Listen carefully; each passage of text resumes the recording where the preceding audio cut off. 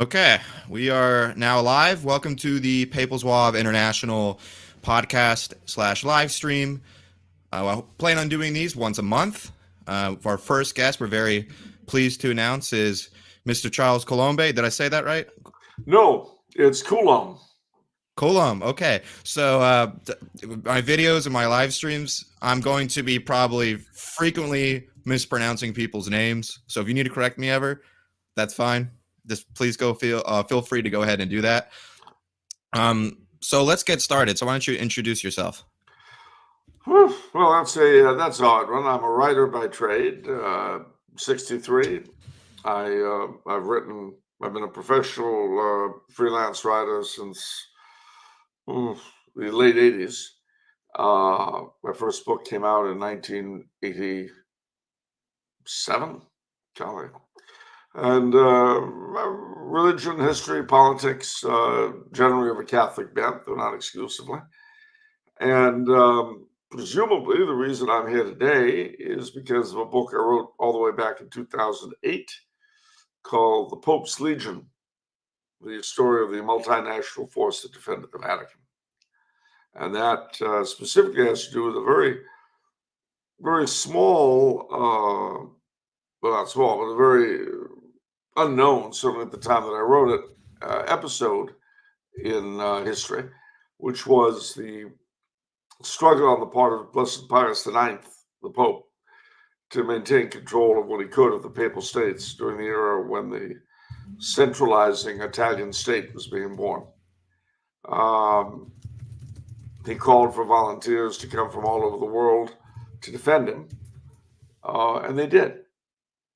From most of the nations of Europe, from Canada, America, Australia, even China and Russia, they came. And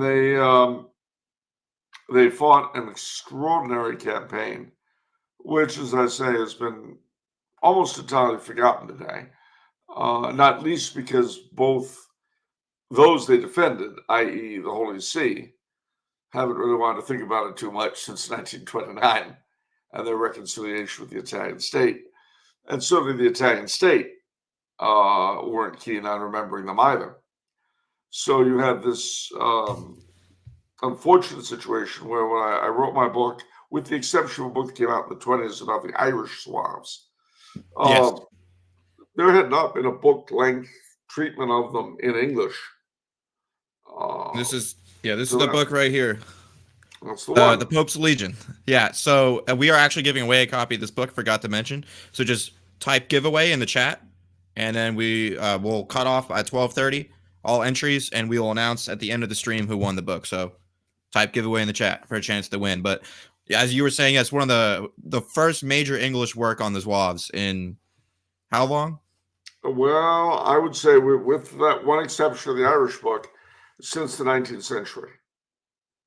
And it was a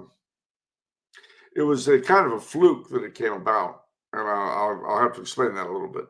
I think my dad was French Canadian from New Bedford, Massachusetts, third generation in the States, and there were a large contingent of Papal Zouaves recruited in French Canada, especially from 1865 on. They went to Rome. They fought for the Pope. Most of them survived, and they went back to Canada.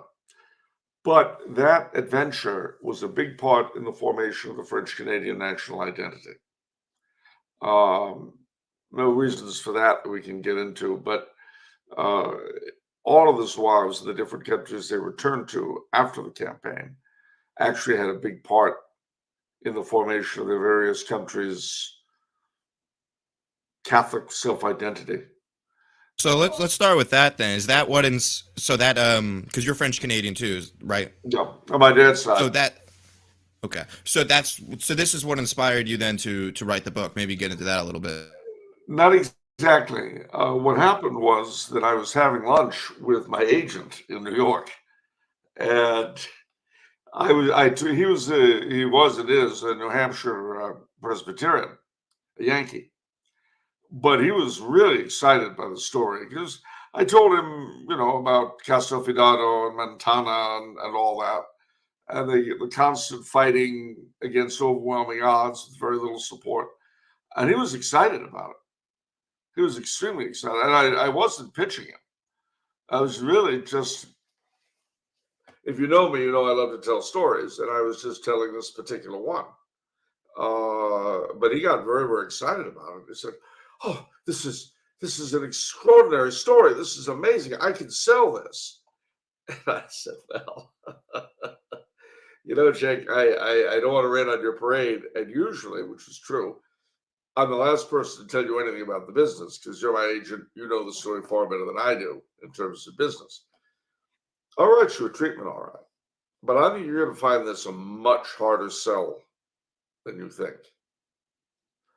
Because there are two kinds of people in publishing who won't be interested." And he said, "Oh, which ones?" And I said, "Well, non-Catholics, because all the heroes are Catholic. And Catholics, because so many of the Catholics who make it in publishing are the kind of Catholic who are embarrassed by this kind of story. Catholics standing up for themselves and actually meaning something and not being total losers, if I may say the phrase." It's a big reason why I really gravitated. I'm sure a lot of people gravitate toward the Zouaves and other counter-revolutionary soldiers, such as those that fought in the Vendée, because it's militant and it's masculine. All that, and that's precisely, you live in an era when the Knights of Columbus have been banned from drawing their swords in diocese after diocese, because it's just so awful. It's a hard sell to a lot of Catholics in positions of power, certainly in publishing. So sure enough, poor Jake, he thought this was going to be an easy sell because it's such a compelling story. A year and a half it took him. Finally, he sold it to Macmillan. And that was kind of an uneasy relationship, I have to admit. My editrix was a dream. She was absolutely wonderful, without a problem. The difficulty came in afterwards. One of the ladies in sales was horrified that they had published a book that made a hero out of Hitler's Pope, her words. Now, of course, you might be thinking, wait a minute, Hitler's Pope, what is she talking about? Now, of course, she meant Pius XII, which is he's got his own mythos, which is also inaccurate, but, why let inaccuracy stand in the way of anti-Catholicism? But the biggest piece here was that due to her Ivy League education, the lady in charge was incapable of distinguishing between Pius IX and Pius XII. That apparently not being something people with that kind of an Ivy League education understand. It's a little hard for her. So she got very upset. So the end result was that they really didn't push it terribly hard. But I presume it's still in print. It's still selling. Yeah, you could pick up the book at Amazon. I think maybe on their own website too. At Tumblr House, I know as well. There's a link in the chat for your book if anyone wants to purchase it on the stream. And it certainly was the first book that I wrote primarily with the help of the internet, because what had happened, this is about 2007, 2008, and already by this time, a ton of books that normally I would not have had easy access to without traveling. The O'Cleary's two books, for instance. Yep, The Making of Italy. The closest copies of those two to my home in LA were in Berkeley. And my advance was nothing like enough to cover a trip to Berkeley from LA, which shows you how small the advance was. But what did I do? I found them online. Powell's 2 Years of the Papal Zouaves, and a bunch of things in other languages. I guess it's Segura's Martyrs of Castelfidardo. Yep. That we are republishing here at Papal Zouave International with Aruka Press. So we are I completely agree about the stuff online. That's been a godsend. It'll be very difficult to learn and understand the story without these books that are scanned online, or even these blogs. A lot of these French families who have had ancestors that fought in the unit post their pictures online or little stories here and there. That's made a huge difference.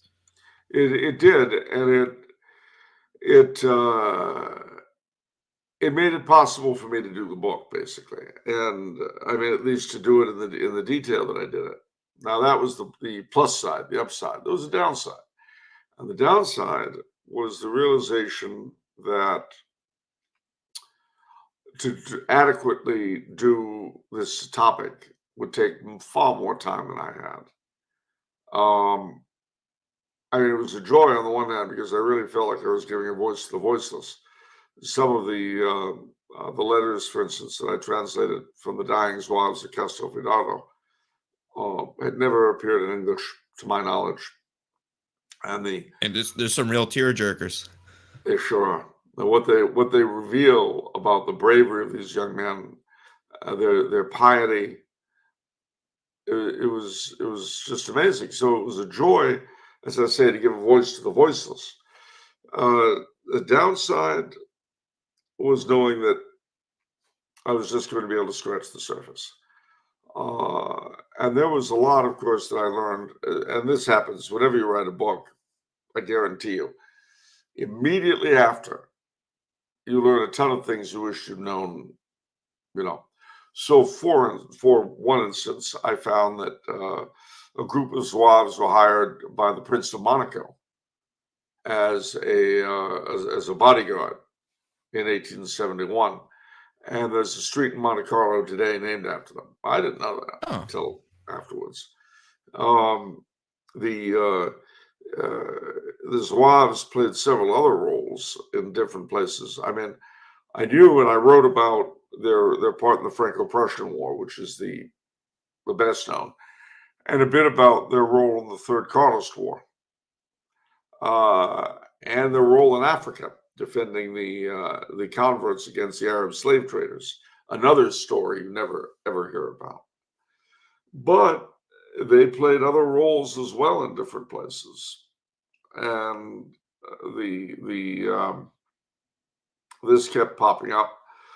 It turned out in my father's own hometown of New Bedford, Mass. There was a unit that he grew up with, the France Tireurs, the French sharpshooters, and one of their co-founders had been a Zouave. You know, I mean, it was the hall, the France Theater Hall. The organization, of course, is long gone, like most things French Canadian in New England. But the building is still there, and it's a theater and this and that, and still renowned. But it ultimately owes its hardship to the Papal Zouaves. One of the other major things that came from them uh, in just about every country they returned to was a growth in devotion to the Sacred Heart. And this in itself, later on, I would write a book about the Holy Grail. And I dealt with the Sacred Heart as a symbol of modern Catholic chivalry. Well, this, of course, dated back to the Vendée and Andreas Hofer on the Tyrol and people like that, and the Carlists. But it certainly was codified by the Zouaves, and they played a big role in spreading devotion to the Sacred Heart wherever they returned to. Uh, the role they played in Ireland, Scotland, and England in the Catholic revival, and in the Netherlands and Belgium. I mean, it just went on and on and on and on and on. So, of course, in Quebec, the Papal Zouaves, when they returned, they organized Zouave units, which for a very long time, into the 60s, were sort of alternative militia to the government militia. And there are still one or two units of Zouaves barely surviving in Quebec. Uh, Unfortunately, since the Quiet Revolution, my people lost both their faith and their sanity. But then who needs either one? So I didn't actually know that. I thought these groups in Canada were of a symbolic in a just keeping their memory alive. I didn't know that they were actually started as a military force for Canada. Yeah, up until about World War One. After World War One, of course, the whole thing got much more, if you pardon the expression, regimented, uh, as it did in our own country. After the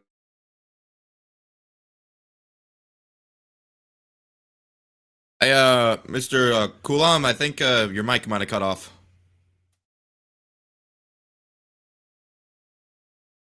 Okay.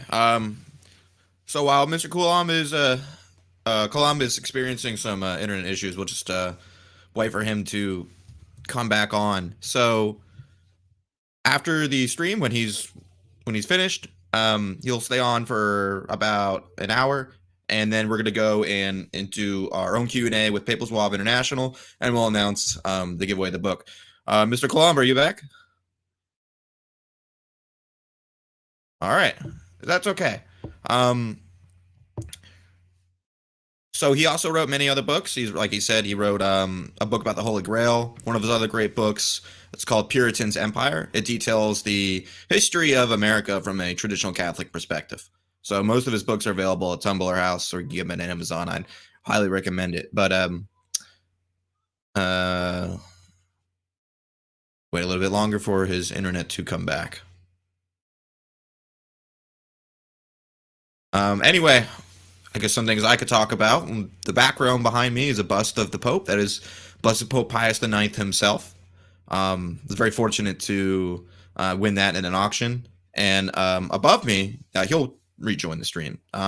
Above me are actually two M1868 Remington Rolling Block rifles, also known as Pontificos. So these were the rifles that were used by the Papal Army in 1869 to 1870. They were ordered in late 1868. So I'm very fortunate to have two of those Gendarmerie versions. So those are the police versions. Mr. Coulomb, let's see. Are you reestablished connection? I am reestablished. That's that happens. I just quick thinking over here. Started talking about all the stuff in my background over here. I'm very fortunate to have some I guess trophies. I don't know if it's the right word. The bust of the Pope in the background. I got two Pontifico rifles. So I see. Yeah, I'm afraid the internet here cut out. The one of the beauties of being 6,000 miles away from you, I'm afraid. Yeah, it's all right. It happens. But let's get right back into it. So why don't we transition to, for those that don't know or haven't read your book, why don't you tell us just the summary, just the story of the Papal Suaves? Just let's get right into it. All right, very good. Well, after the fall of the Roman Empire, the popes became the temporal rulers of central Italy, oddly enough centered in Rome, but ultimately extending all the way up to just south of Venice. So you have this sort of serpentine-like bit of territory that divided Italy in two. South of them would be the kingdom of the two Sicilies eventually. North of them were a collection of different little countries: Tuscany, Venetia, Lombardy, and so on and so on. Each of these areas developed their own, over a millennium, developed their own identity. But the papal states were necessary so that the Pope would not be dominated by any single temporal leader, because you see they have the advantage in front of them, the patriarchs of Constantinople, and then later the patriarchs of Moscow. And the last thing for a universal pontiff is to become a sort of domestic chaplain to a particular temporal ruler. And so, while on the one hand, the Holy Roman Emperor, the King of France, the King of Spain, and all these other folk were allies of the papacy, more or less, there was always a bit of mistrust on the part of successive popes, and an insistence from the time, really, of Pope St. Gregory the Great, of a certain amount of temporal independence for the Holy See, without which, as I say, there was the fear that it would become the puppet of one country or another.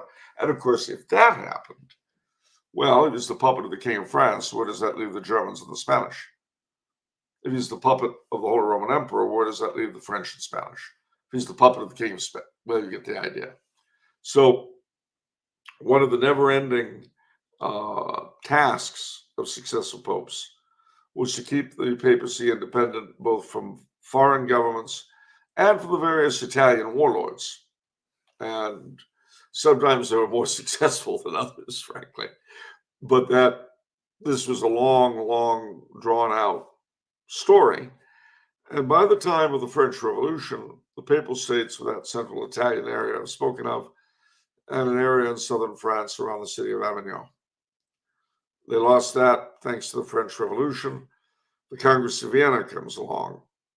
It tries to reestablish to a degree the status quo before Napoleon, before the French Revolution. And therein lies the situation in 1815 in Italy. You have the Kingdom of Sardinia, which is under the only native dynasty, the House of Savoy.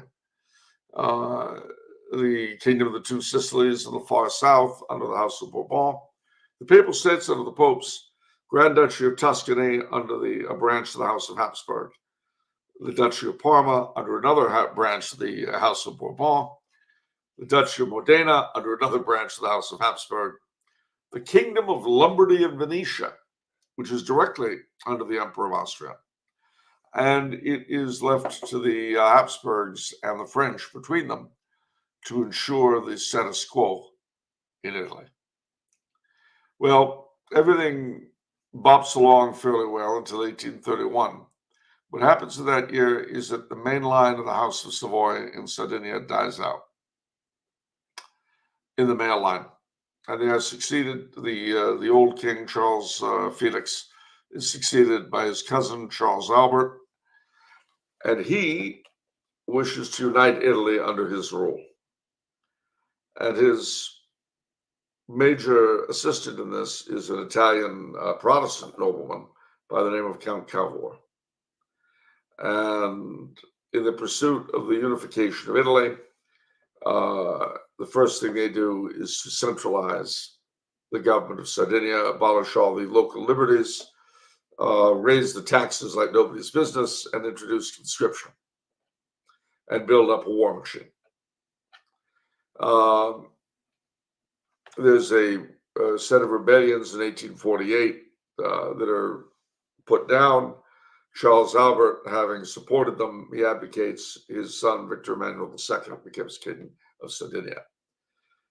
Well, a very strange and peculiar thing happens in 1853, something called the Crimean War. The British and the French go to war with Russia over Turkey. And that's where you have the charge of the Light Brigade and all sorts of things like that.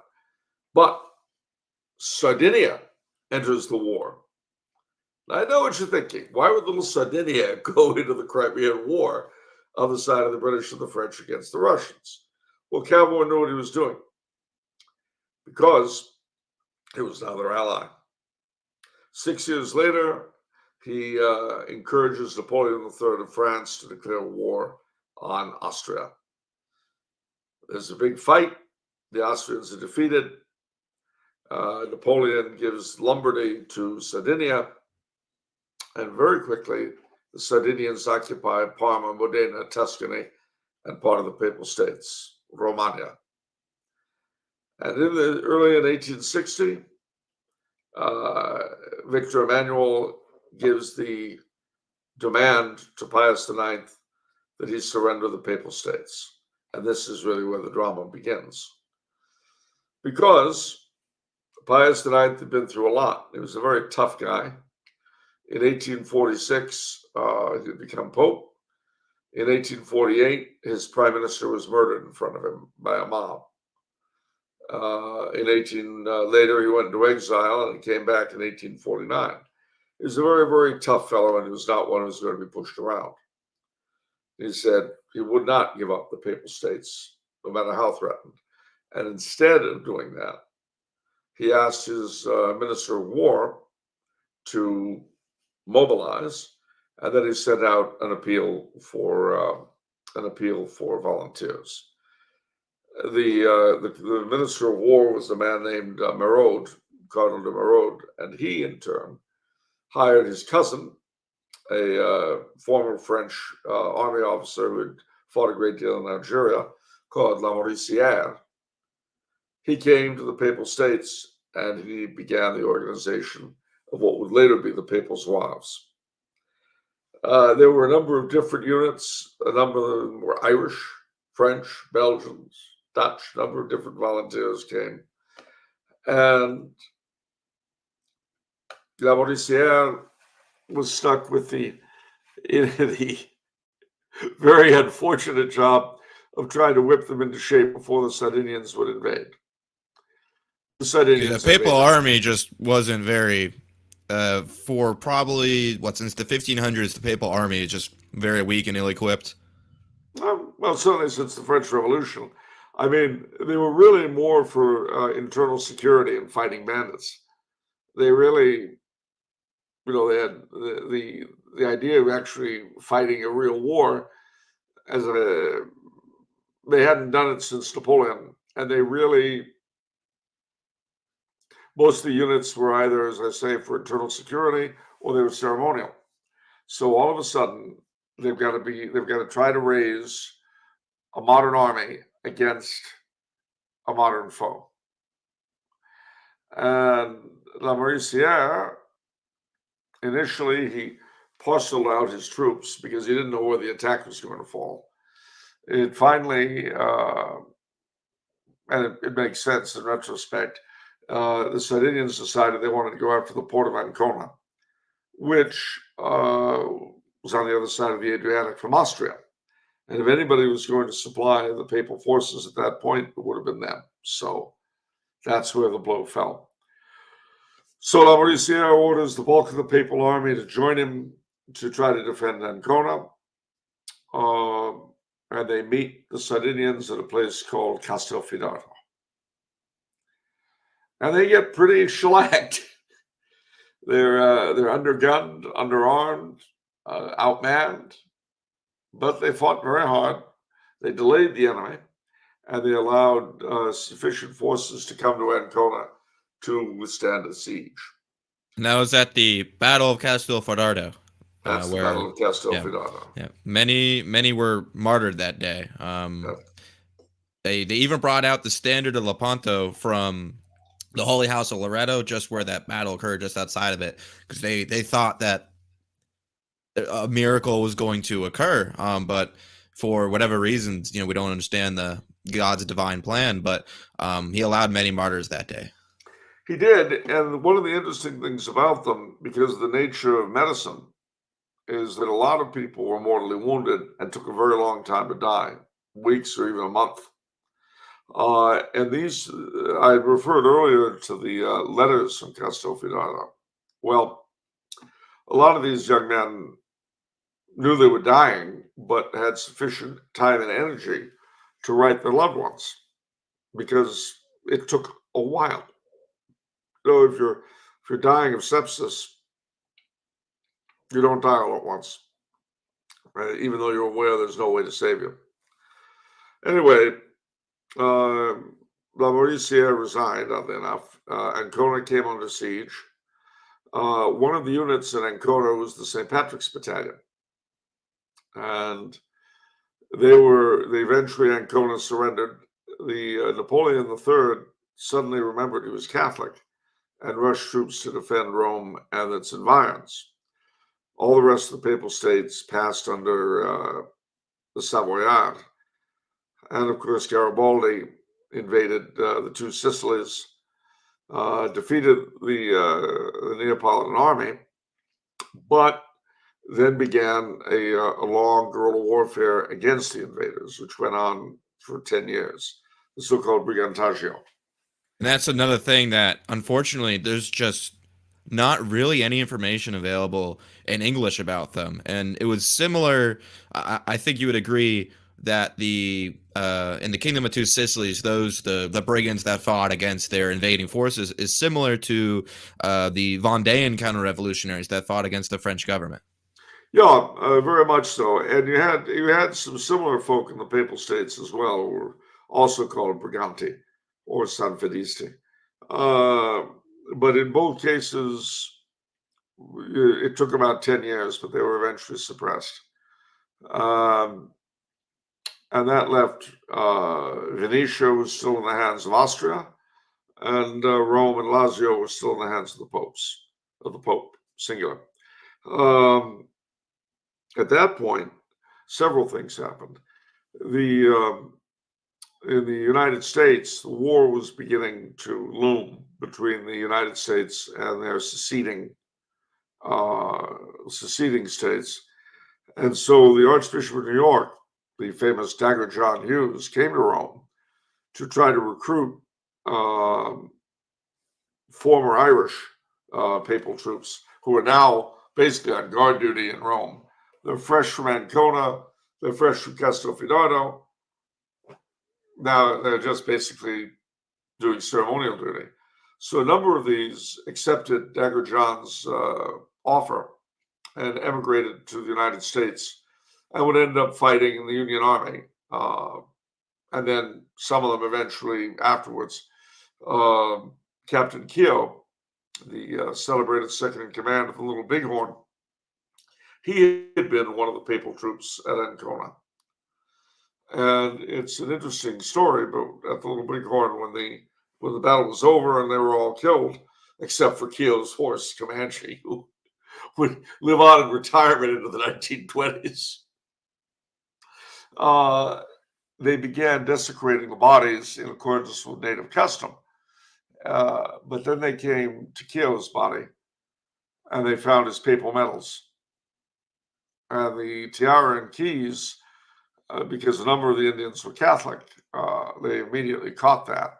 So they buried him instead of doing funny things to him.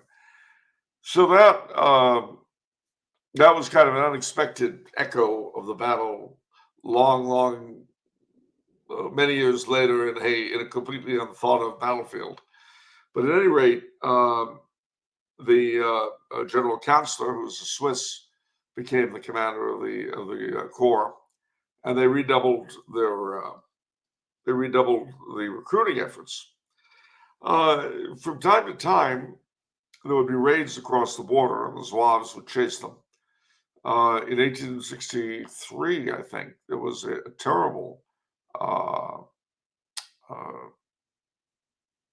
cholera epidemic in Lago Albano, and Pius IX sent the Zouaves there. It was so bad that the mayor and city council had fled the town. This is the one in Albano, correct? Yes. Okay. Yeah, that was just before it's 1867. August 1860. Just before things kicked off in September, when the Garibaldians tried again. But yeah, continue your story. And they did try again, but it was so bad that as I say, the mayor and city council fled. But the royal family of the Two Sicilies in exile were vacationing there. And they stayed on to take care of the wounded. And the Queen Mother died, several other members of the family. Interestingly, the last king of the Two Sicilies, last reigning king, I suppose we should say, Francesco II, is now a servant of God. And his cause has been introduced for canonization. And his mother, too, is Blessed Maria of Savoy. Yes. Which is a really a marvelous thing for every Southern Italian. But at any rate, in the meantime, Garibaldi was still very keen on taking over Rome. Napoleon III was prevailed upon to withdraw his troops from Rome and Lazio, which he did, leaving the Holy See at the mercy of the Sardinians and Garibaldi. So Garibaldi began his attack. Well, they had 7 years since Castelfidardo, and the Corps was much more professional, much more effective. And in the meantime, in France, both the the French Catholics and the Emperor's wife, the Empress Eugenie, insisted on their returning, and they did. And with them came a group called the Légion d'Antibes, who were also volunteers. They were raised for papal service under the French aegis. The French, and the Légion d'Antibes arrived very quickly, and then together with the papal Zouaves who were in the front, they go off to chase Garibaldi, and they end up fighting him at the Battle of Mentana. He's defeated. He flees, leaving his men. They're captured and brought to Pius IX, who blesses them and says, "Behold the ogre you've been told of." And so after that, they settled down for roughly 3 quiet years of peace. But it was very important, though, because this allowed for the First Vatican Council to happen. It started in 1869. If it wasn't for this victory at Mentana, imagine Well, this it would never have happened. We wouldn't there have wouldn't have papal been infallibility. no, there wouldn't have been a Vatican I, and there would not have been there wouldn't have been a lot of things. And in the meantime, recruiting went on. The French Canadian contingent became quite large between 1867 and 70. The Dutch and the Belgians came in large numbers, but there were others as well. We haven't really touched on a lot of the Americans, and there weren't that many. Partly because back in 1860 was Tavis, Charles Carroll Tavis, was a former American military officer, Catholic, descendant of the Carrolls on his mother's side, I guess, who came to recruit Americans to fight for the Pope. But that was pretty much shut down by the American bishops, who then as now were very fearful of our being tagged as servants of a foreign power. So there were some Native Americans who joined, but not that many. Oddly enough, however, in 1865 there was one unexpected recruit, and that was a gentleman named John Surratt. Now, John Surratt, his mother was a lady named Mary Surratt, who ran a tavern outside D.C., at which the Confederate Secret Service people who had intended to kidnap President Lincoln met and plotted. Now, Mrs. Surratt didn't really know nothing about nothing, but she was the hostess. And when the war ended, one member of the plot, a man named John Wilkes Booth, decided to, shall we say, reorient,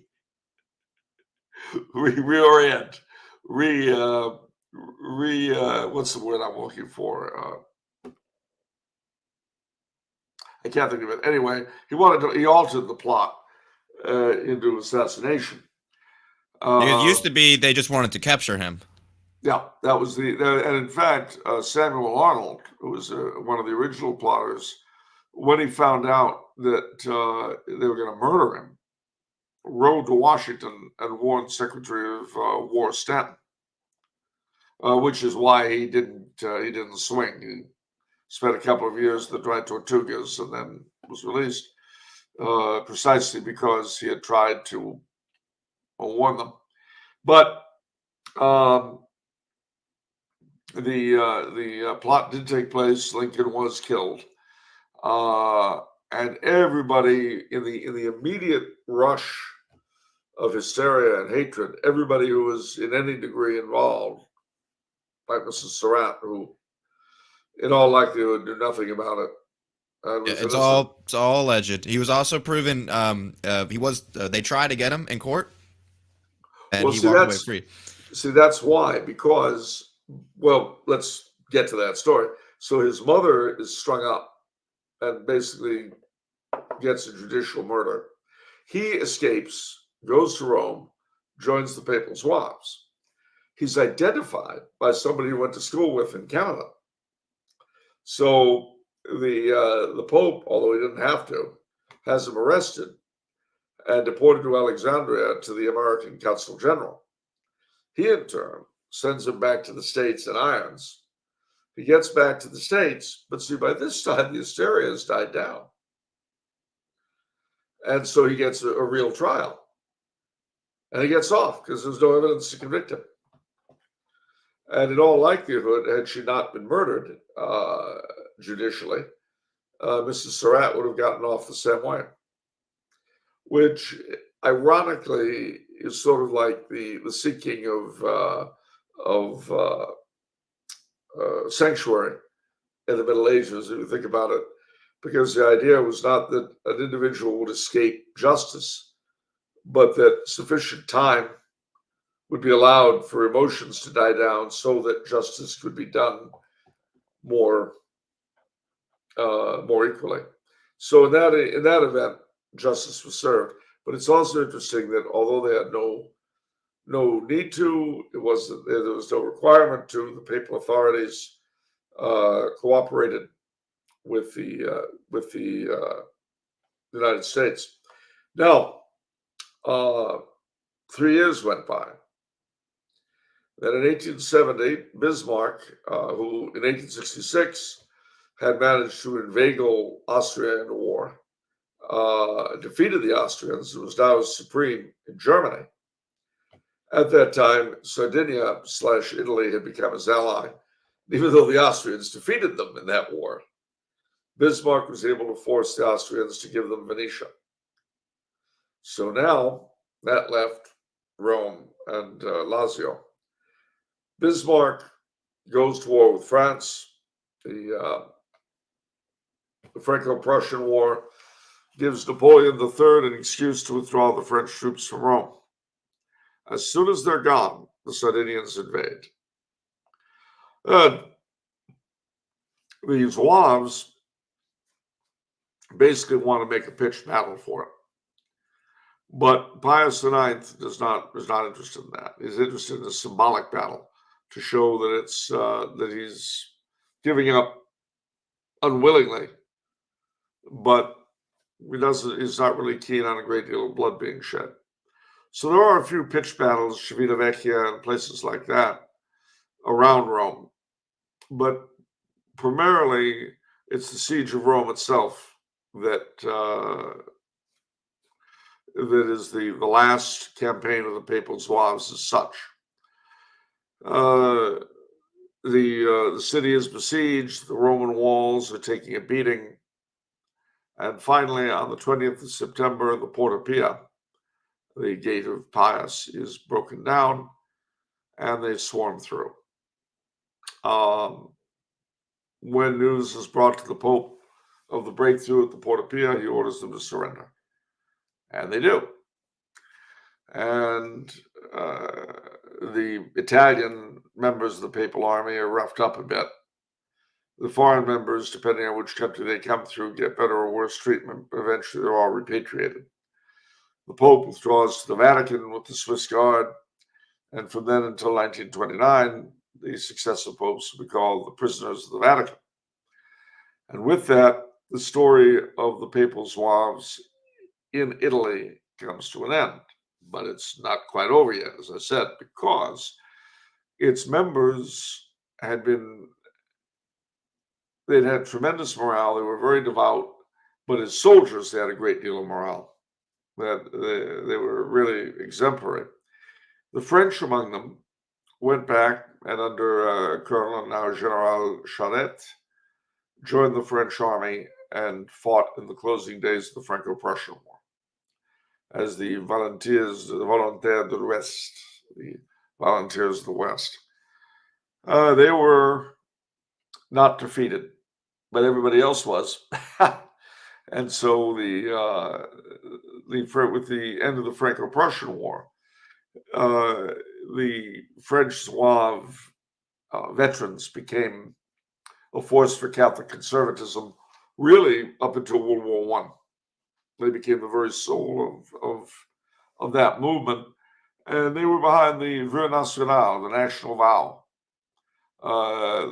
which basically held that since France had been since 1789 outraging the Sacred Heart on a relatively regular basis, they made a vow to build as a reparation the Basilica of Sacré-Cœur in Montmartre, which was finally built despite the best attempts of the anti-clerical government to derail it. The Dutch, the Belgians, they went home. The Canadians went home. The Americans went home. But in Spain, the Carlist civil wars, which went all the way back to the 1830s, the senior line of the House of Bourbon of Spain were the Catholic line, as opposed to the younger branch, which had been liberal. They fought 3 wars, and then were a big part of the Spanish Civil War. The third war was in the 1870s, because the brother of the heir to the throne had been in the Zouaves. He was able to recruit a number of his former comrades, and they formed a Zouave unit on the Carlist side. Later, in the 1880s, when in what's now the Congo, the White Fathers of Africa, headed by Cardinal Vigéry, had evangelized an awful lot of natives and settled them in villages. The problem was that these villages were defenseless, and the Arab slave traders from Zanzibar and other places on the coast found them easy pickings. So, Cardinal Vigéry, the Archbishop of Algiers, and the head of the White Fathers, recruited a Captain Joubert, who was a veteran of the Zouaves, and he brought some of his brethren down to the Congo and trained the converts to defend themselves. And he has descendants in the area to this day.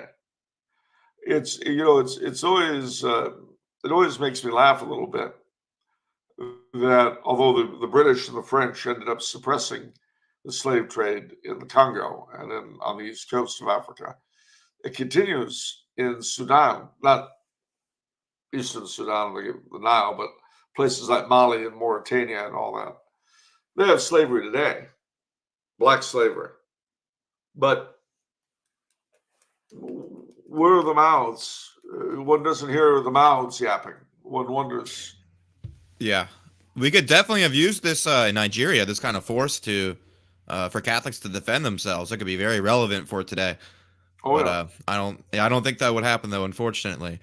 Well, again, we mustn't allow the Knights of Columbus to draw their swords in churches because it's too masculine. It's very upsetting. I really, it's very interesting about how Blessed Pius IX and Servant of God Francis II both had similar desires, because when the Kingdom of Two Sicilies was falling against the Garibaldians in 1860, Servant of God Francis II actually chose to let Naples go. There was not much of a fight put up. And Blessed Pius IX wanted really the same thing, but his Zouaves and were the main people who are like, no, like we need to fight. At the very least, we need a resistance to show the world that this is being unjustly taken. So it's very interesting the parallel that on the Italian peninsula, the two sides that failed were the sides of saints, and they did very saintly things. But the northerners, the Victor Emmanuel IIs and the Cavours and the Garibaldis, the Masonic forces, the anti-Christian, anti-Catholic forces, really just is literally the city of God versus the city of man. Well, it is. And the other thing, too, to bear in mind is that after 1870, before 1860, you had virtually no immigration from the Italian peninsula. After 1870, to escape the new centralized regime's taxation and conscription, literally millions of Italians went to the United States, to Canada, Argentina, Australia, New Zealand, South Africa, Brazil, Chile. They went all over the world. Millions of Italians lost to the motherland. Now that they voted with their feet, and to me, when you hear these debates, man, the old governments of the peninsula were bad, they were corrupt, they were this, that. Yeah, but why didn't people leave them? then okay, you're absolutely right. So why is it everybody fled paradise?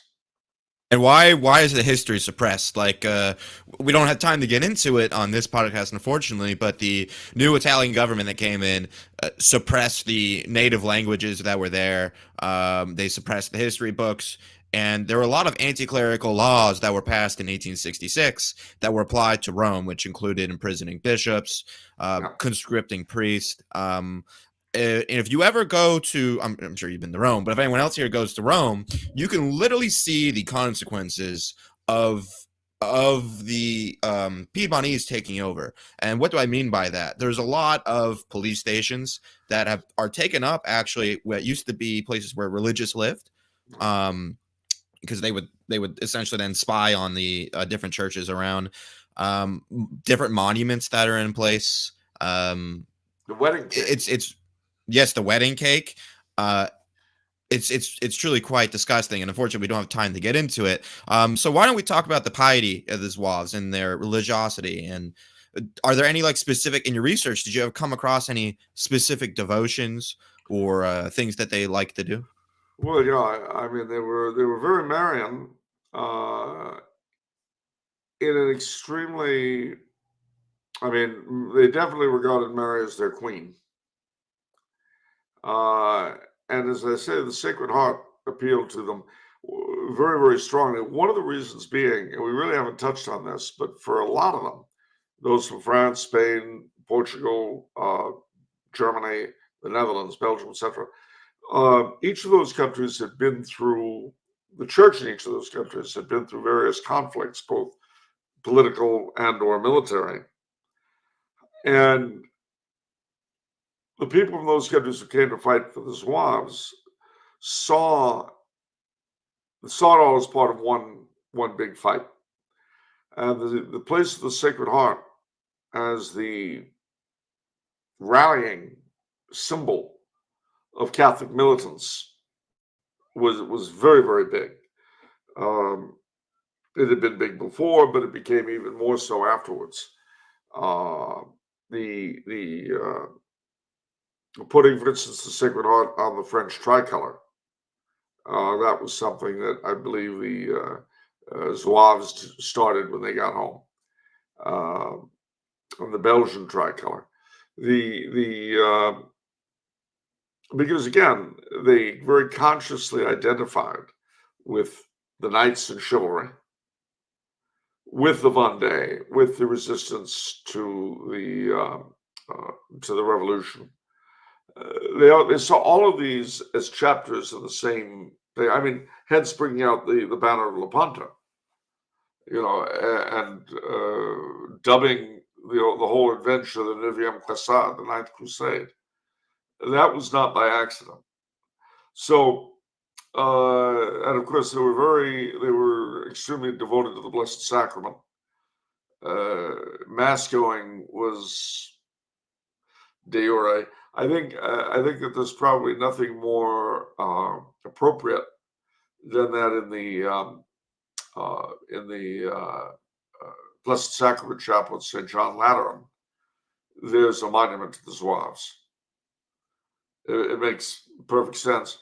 Unhappily, I don't believe it's there anymore. But in the Lateran Palace, there was a museum of Vatican history, which had a section on the Zouaves. The problem was that they ran you through it in about 20 minutes. I mean, the whole museum. So you'd see the Zouaves, you'd see their uniforms, you'd see the uniforms of the papal court, and then you were out. Because, like those Knights of Columbus swords, Yeah, definitely.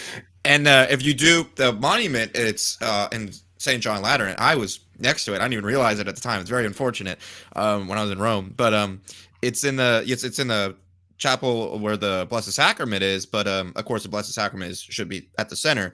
But it's off to no, your right, so you're not looking at it. no, Of course, the Blessed Sacrament is more important, obviously. But if you don't know what it is, you're you not going to wouldn't spend know. a lot of time looking at it, or you wouldn't know. Another thing that's really interesting, because we're talking about chivalry and knights. I believe it was after 1867, after the victory at Montana, that they were dubbed Knights of the Immaculate Conception. Yes, and there's an organization today called the Knights or the Militia of the Immaculate Conception, which was originally founded by former Zouaves. And similarly, you have an organization in the Netherlands and Belgium, Procede Petri, which was founded by Zouaves, and now their descendants are members, although it's not restricted. As you know, there's one with in France, a descendant of the Society of Descendants of Papal Zouaves. And they were very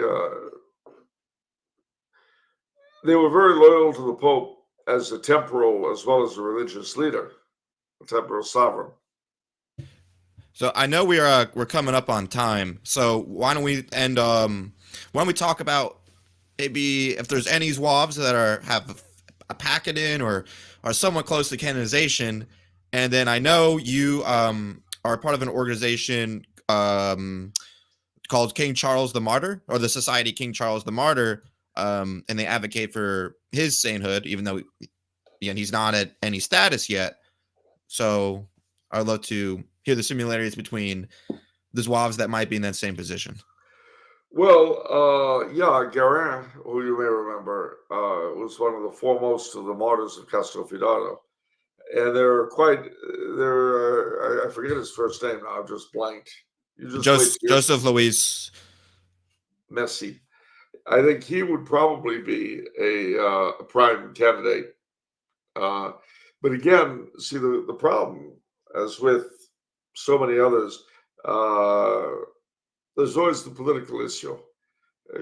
Blessed Emperor Karl was only beatified in 2004, despite having all the requirements and a miracle, and attributed miracle, because Pope John Paul II smacked away the opposition with one hand. But that was very strong opposition that no previous pope had seen fit to overcome. Similarly, Pius VI declared that, as far as he was concerned, Louis XVI was a martyr. But every effort to introduce a cause for Louis XVI has founded on the opposition of the French government. So the problem with declaring Guérin, or I guess Théodore Wibo might be another possibility. The difference between the two of them, from what I understand, the only one that I know of that has a packet from their home diocese is how do you pronounce it? Because again, silly American over here, I'm not pronouncing things right. Guérin. The only one that has a Guérin. Guérin, Guerin. Guérin. The only one that has a packet in, as far as I'm concerned, from home diocese is him. Yeah, there were a group of others who I believe had similarly had packets that unfortunately were destroyed in the Second War. Was that the same? Because I know Jacques de Cathelineau, his packet was destroyed in bombing. Was that the same area? Oh yeah. My gosh, that's terrible. The devil chases them, no end. But as I say, the time will come when these people are again held up as the heroes that they were. I mean, we're in a time where Francesco II, he finally had his cause introduced, and Louis XVI's sister, Madame Royale, Elizabeth of France, she's just had her cause finally introduced. So the trick, of course, is for people to cultivate a devotion to these people. That's the center of gravity. So is that what y'all are doing at the Society of King Charles the Martyr? Is that what we can do similarly? Yeah, I mean, as more specific, there it's a little bit more tricky because, of course, he died outside the church, despite, oddly enough, having been one of the reasons he was murdered was his negotiations for reunion with Rome. So, some of us have said he's kind of a proto-martyr of the ordinariate because he had said, he would hazard his kingdom and his life itself to reunite the Church of England with the Church of Rome, which is it's a pretty tough thing to say. And B, of course, in the end, it happened. He did lose his life over it. But you pray, and you pray for miracles, and you keep accounts of, and of course, bear in mind, one man's miracle is another man's commonplace. But if you get something, even if it seems ordinary to you, and you get it through the intercession of an individual to whom you're praying for intercession, send it in to the correct authority. So it would be appropriate, you would say, to call upon the intercession of Joseph Louis Gain. Correct? It would be. Yeah. It was. I mean, that's how these things happen. And if in fact he is in heaven, it will, sooner or later, the truth will out. It may take a few centuries, but yeah. And for those that don't know, that actually in the 1860s, when he was a martyr at Castelfidardo, he was considered the saint among the unit. And throughout its lifespan, they would always call upon his intercession. And in fact, there are dozens of accounts of healings and visions with him. And they're all recorded in his home diocese of Nantes, if I'm saying that correctly. And they push for it in Nantes. Just don't pronounce the S. Silly American. Of Nantes in 1860. In the 1860s, but Pius IX said it was too soon. And then they tried again in the 20s, but that's when Action Française got shut down or condemned by, was it Pius XI? Pius XI, and of course, and it's just hopefully soon is the time. But you know what y'all can do is, as Mr. Colomb has said, is to cultivate an environment of intercession and keeping his memory alive. So I would challenge everyone, like myself, just put up a picture. Put up a picture of the saint in your house. Try to ask for his intercession daily. I mean, that's the only thing we can do. I'd love to see that in my lifetime, and I'm sure a lot of people on the stream would love to. And certainly it would force the attention of the church and the faithful back on this shamefully neglected chapter of our history, which is such a glorious one. I mean, those kids, and I say kids, being 63, that's how they look to me. There was nothing they were going to get out of it. There was no plunder. There was no glory in the usual sense. All there was the chance to fight for the faith against its enemies and possibly earn heaven. That was it. That was all they had going for them. I suppose one other point I should make is that originally the name, people might wonder where Zouave came from. And the answer is that Lamoricière, we mentioned way back at the beginning, he had organized, when Algeria was invaded and conquered by the French, he organized local troops who came from a particular tribe whose name in French sounded like Zouave. They wore these funny baggy Turkish trousers and all that. So a few years later, they reorganized the army in Algeria, and they replaced the natives with Frenchmen, but they kept the funny uniforms. And because France was the leading military power at the time, Zouaves, and this, you see this throughout history, everybody imitates whoever the top power is. So when the Poles were great lancers, suddenly every army in Europe had lancers with Polish shapkas. When the Hungarian hussars were a big deal, every army had hussars.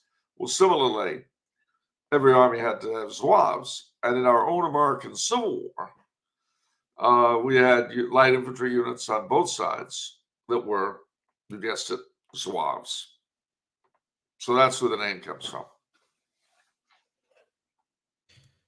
Well, do you have time to answer? We have one question in the chat, or do you have to get going? No, I'll answer. Okay, so Fabiano asks, how can a faithful Catholic develop the state of spirit necessary to offer themselves in defense of God, considering governments across the globe undermine and persecute faithful Christians? It's a very, very good question, and the answer is threefold: the sacraments, prayer, especially adoration and the Rosary, and thirdly, but not leastly, the acts of mercy, both the temporal and spiritual acts of mercy. Remember, no one has control unless you're in a prison. No one has control of how you exercise your own faith life. They may kick you as far as where you can go to mass or under what form, but they can't keep you from receiving. They can't keep you from being the kind of Catholic you think everyone else ought to be. And that's true. You know, my late father used to say that you can't make anyone else, you can't control anyone else, you can't make anyone else true or loyal or honest or faithful or anything else. But you can be those things. You can be the kind of gentleman you think everyone else ought to be. And if you are, then you'll find you have imitators, which isn't a bad thing. All right. Well, thank you so much for coming on the stream. Is there any closing thoughts you would like to have or anything else? Yeah. I mean, it's simply to remember that defeat is not really defeat, and victory is not really victory. On the one hand, if the cause is good and just, then even a defeat in that cause is a victory, because a victory in an unjust cause is no real victory. What have you won? What have you got to show for yourself? And I think one of the interesting and sad things is that Pius IX did everything he could, and successfully in the end, to see that Victor Emmanuel II was reconciled to the church on his deathbed. And when he died, shortly after him, Pius died. Now, the son of Victor Emmanuel was King Umberto I. And Umberto was, unlike his father, a real believer. So he had a problem. As King of Italy, he was excommunicated.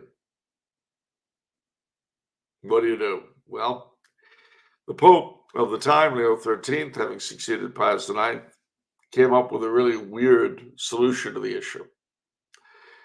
As King of Italy, he was excommunicated, and so there were no high masses at inaugurations or the opening of Parliament or anything like this. Now, the King of Italy couldn't receive in public. As Umberto di Savoia, the devout son of the church, he received at a low mass every day, private low mass.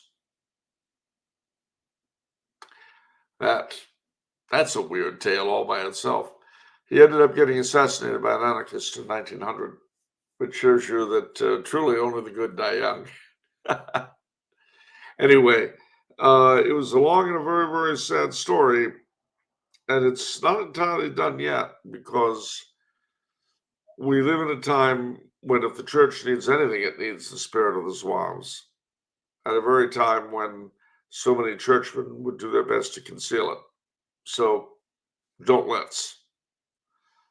let's bring it out in the open air. Let's show it. Let's remind people of what Catholic manhood has been, should be, could be, and please God, will be again. Well, thank you so much for coming on. This certainly won't be the last time. We'll have you on hopefully soon. We'll figure that out because we, as you just said about the book, we had just merely scratched the surface. And there's so many more questions that I would love to get into with you later on. And I know your own escapades. I know one time you did try to start your own little Papal Zouave organization, the company of St. Patrick. So maybe talking a little bit about that later on, but that's a story for another day. Thank you so much for coming on. So if anyone has any questions for me, I'm going to stay on after, and I'll talk a little bit about Papal Zouave International and what to expect from us. All right. Well, thanks so much, and God bless you, Brendan. Take care. God bless you too. And let's ask for the intercession of Joseph Louis Gorin. Pray for us. Pray for us indeed. God bless you. Bye-bye. Bye-bye.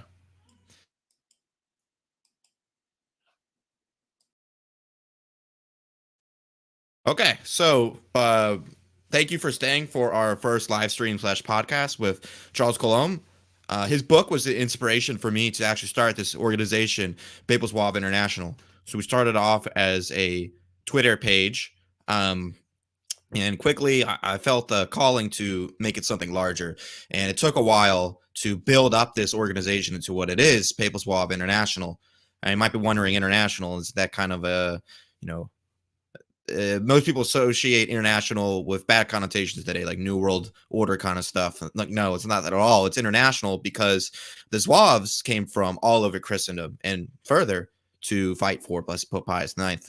So as Catholics, we're a universal church. So truly the pedigree of the Zouaves is international, belonging to, even if it was one Zouave, as a member of that country, it is your pedigree. It is your right to feel proud about that. So as an American, there was a couple dozen Zouaves. My favorite was Charles Tracy, who actually became a congressman in New York. So there's a lot of pride there. But anyway, so the goals of this organization. So we are going to re-release a lot of out-of-print books.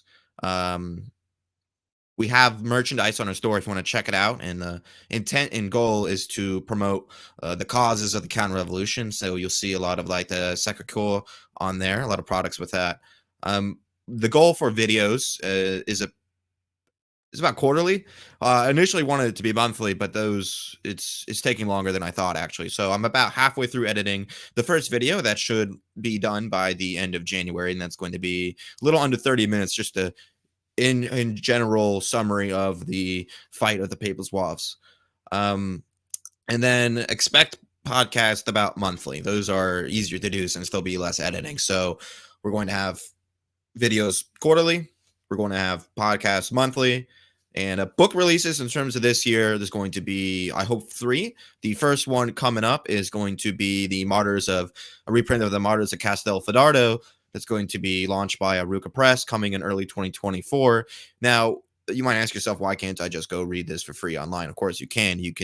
There's scanned copies of it. But what's different about this version is that it's going to have engravings that were only available in the French editions combined with the English. So as you're reading it, you're going to get a lot of beautiful pictures to call to mind these martyrs. And most of our re-releases will be something like that, where it's not just the book itself. It's going to be if it's available online already, there's going to be extra stuff added to it as an incentive.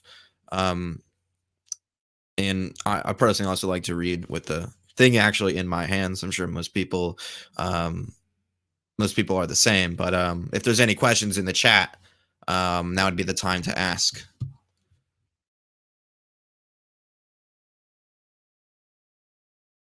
Fabiano made a good point that the church being universal, there are many different rites of the church. It's not just the Latin rite. I mean, the Eastern rites, Africa has its own rite. I can't think of the name of it at the moment, but that's a good point.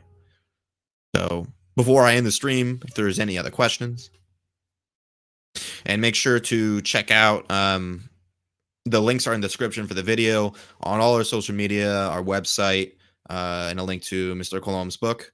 And I should announce the winner of the live stream. So the winner of the live stream is going to be Embravir. So Embravir, just make sure to send me a message of your choice. Either email would be good, or through Twitter, or here on YouTube. Doesn't matter. Just reach out to me with your address, and I'll try to send out that book to you. So and you just won yourself a copy of The Pope's Legion. So, all right, I'm going to go ahead and end the stream. Thank you so much for coming to our first podcast / live stream. Hope to have many more of these. So, Joseph Louis Guerin, pray for us.